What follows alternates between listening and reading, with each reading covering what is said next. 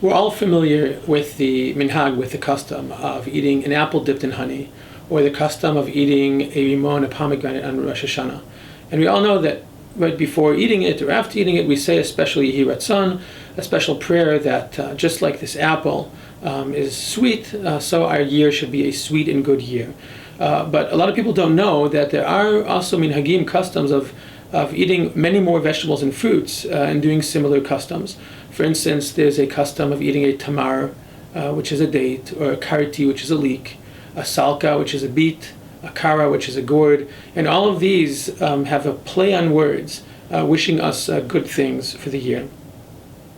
When we think about what is the concept of these simanim, so usually we think of it as like a kind of a cute little thing. Maybe it's psychosomatic, maybe it's just something fun for the kids to do.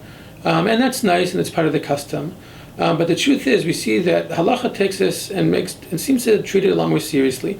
Halacha talks about the fact that people should try not to sleep too much on Rosh Hashana, because if you have to sleep on Rosh Hashana, then you'll sleep a lot during the year.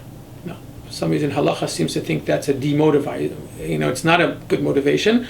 But also talks about the fact that a person should try to learn Torah more than he would usually, because if you learn Torah on Rosh Hashana, then your year will be filled with learning Torah, and other similar things. So we usually think that it's just it's a cute little idea. But if you think about it a little bit more, and you see how halacha treated these minhagim, there's a lot more to it.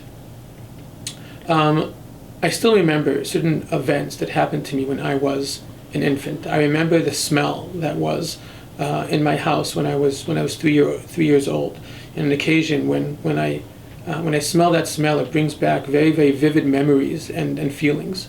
We all have times in our lives where experiences have very long-lasting effects on us.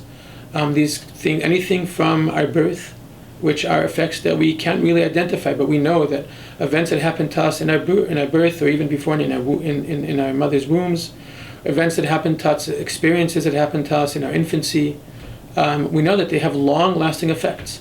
There are other times in our lives times of vulnerability, when people are extremely, extremely happy, when people are extremely sad, that events and things that happen in those times are magnified and have a very deep and could have a very deep and long-lasting effect on us. And that's really what Rosh Hashana is about. Rosh Hashana is basically our birthday. It is like being born again as individuals as well as a people. And it's a time of vulnerability. And therefore halacha understands and wants us to feel and to live as if, or knowing that events and experiences we have on this day, they will be with us. They will actually affect, not psychosomatically, not just a play on words. It will actually affect what will happen to us and how we will see ourselves and how our relationships are between us and people around us and us and Hashem. So it's a very powerful idea. And if we actually believed and felt that the way we conduct ourselves on these 2 days will have an actual effect on how our year will be, hopefully we can internalize that and act on Rosh Hashana accordingly. This is especially true when it coincides for us with a new school year. At the beginning of the school year could really help dictate all the good and positive things of how we want to lead our lives and how we want our children to lead their lives, how we want them to do in school. So Be'ezrat Hashem, as we near Rosh Hashana, we should remember this idea and prepare ourselves to have these 2 days filled with significance and meaning. Shana Tova.